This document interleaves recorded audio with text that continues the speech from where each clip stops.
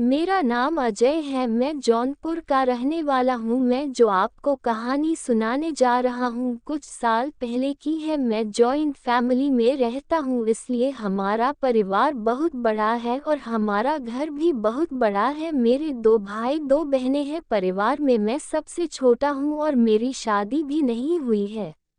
ये तो था मेरे बारे में। अब भाभी के बारे में बताने जा रहा हूँ, जिसकी रियल लाइफ की रियल कहानी है ये। जिसकी मजबूरी जो जरूरी थी, लेकिन जो रास्ता था वो गलत था। मेरे घर के पास ही शर्मा जी का घर था। शर्मा जी का परिवार छोटा और सुखी था, लेकिन कहते हैं ना कि हर परिवार में कोई ना कोई दुखी जरूर रहता है। शर्मा जी सरकारी नौकरी करते थे। शर्मा जी का एक बेटा था जिसका नाम सोहन है और वो कोई प्राइवेट नौकरी करता है। सोहन 35 साल का है। सोहन की शादी को 8 साल हो गए, लेकिन अभी तक कोई संतान नहीं है।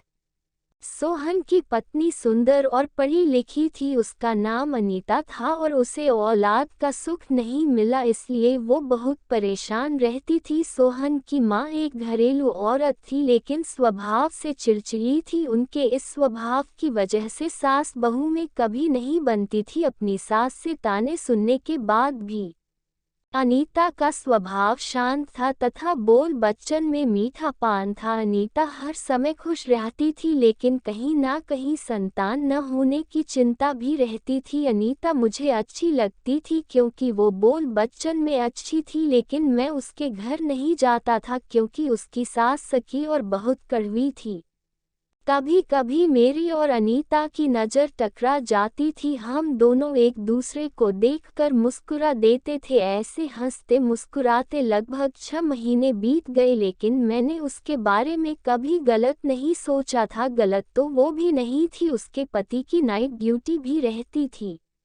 संतान न होने का दुख पहले से ही था, अब पति का सुख भी काम ही मिलता था। कहीं ना कहीं उसके दिमाग में पति के अलावा भी कुछ चल रहा था। वो कोई और नहीं मैं ही चलने लगा उसके दिमाग में। मेरे साथ आंख में चोली करते करते वो मुझे प्यासी निगाहों से देख लेती थी। मुझे ऐसा लगता था कि वो मुझे कुछ कहना चाहती है।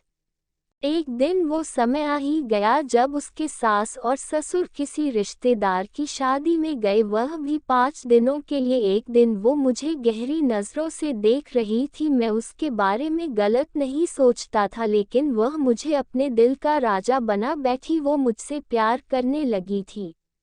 उसकी आंखों में मेरे लिए एक अजब सी चाहत थी। वह मेरी दीवानी थी। एक दिन की बात है, मैं कॉलेज जाने के लिए तैयार था। मैं स्मार्ट लग रहा था। उस दिन अनिता भाभी ने अपनी चाहत की आवाज़ को अपने अंदर से बाहर निकाला और आकर मुझसे बोली, देवर जी आज आप बहुत स्मार्ट लग रहे हो। मैंने कहा थैंक्स भाभी।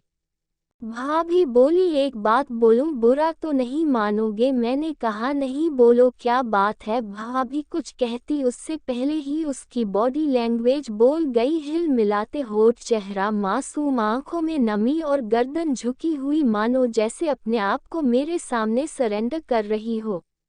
जैसे मुझे कह रही हो तुम सिर्फ मेरे हो, सिर्फ मेरे। उसका चेहरा गजब का लाल हो रहा था। नजरें शर्म के मारे झुकी हुई, मानो सुहागरात के समय घूंघट उठाने को कह रही है। उसकी आंखों का नशा इतना ज्यादा था मानो मैं भी उसे नशे में डूब रहा था। मोहब्बत के नशे में डूबी हुई भाभी बोली, आई लव यू देवर जी। यह सुनकर मेरे होश उड़ गए और मैं सुन हो गया। भाभी बोली, देवर जी। मैं एकदम चौंक कर बोला, हाँ भाभी। अब भाभी नहीं, आपकी अनीता, सिर्फ आपकी अनीता। इतना कहकर वो अपने घर चली गई। भाभी के मुंह से ये सब सुनकर मेरे होश उड़ गए।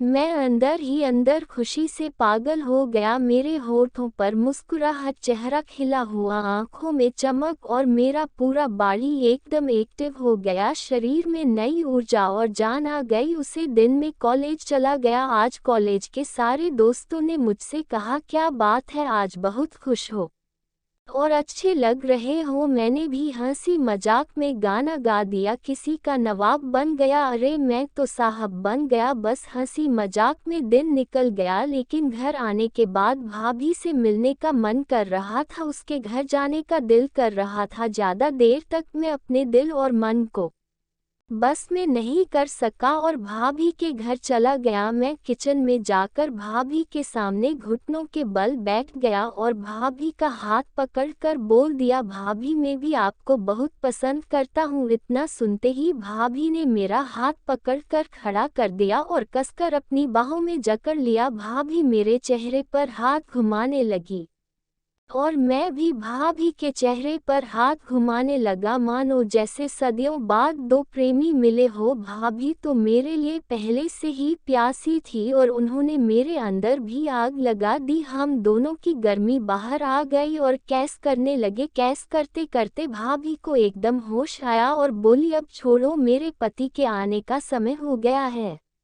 अधूरी प्यास के साथ मैं अपने घर आ गया, लेकिन सारी रात नींद नहीं आ रही थी। मैं सुबह होने का इंतजार कर रहा था और शायद भाभी भी सुबह होने का इंतजार कर रही थी, क्योंकि जैसे ही सुबह हुई और उनके पति ऑफिस गए, उन्होंने मुझे इशारा करके घर बुलाया और मैं गया भी। लगभग 4-5 दिन तक ऐसा ही चलता रहा और फिर एक दिन हम दोनों एक दूसरे के बहुत करीब आ गए और हमने वह सब किया जो हमें करना नहीं चाहिए था, क्योंकि वह शादीशुदा थी। दोस्तों, ये सब उसकी मजबूरी में हुआ, क्योंकि वो खुद को बहुत अकेला महसूस करती थी। वह एक अच्छी औरत थी, बुरी नहीं थी, और मैं भी एक अच्छा लड़का था, लेकिन पति की कमी की वजह से उसे संतान न होने के कारण मजबूरी में वो भी अच्छी औरत बुरी बन गई तथा मेरी वजह से उसे संतान का सुख प्राप्त हुआ और वह खुश रहने लगी। लेकिन हमने तय किया कि हम अब एक दूसरे से नहीं मिलेंगे। वो अपने पति के साथ रहेगी और मैं अपनी जिंदगी में किसी और से शादी करूंगा, क्योंकि ऐसा करने से अनीता का घर नहीं टूटेगा। अब तो अनीता का बेटा 2 साल का हो गया है, मेरी भी शादी हो गई है। हम दोनों यानी मैं और अनीता पुरानी बातें भूल गए हैं तथा हम दोनों का जीवन सादा और अच्छा चल रहा है। कभी कभी हालात हमें बुरा बना देते हैं, वरना हम बुरे होते नहीं हैं। दोस्तों, कहानी कैसी लगी कमेंट में बताएं। हमारे चैनल को लाइक करें और शेयर करें।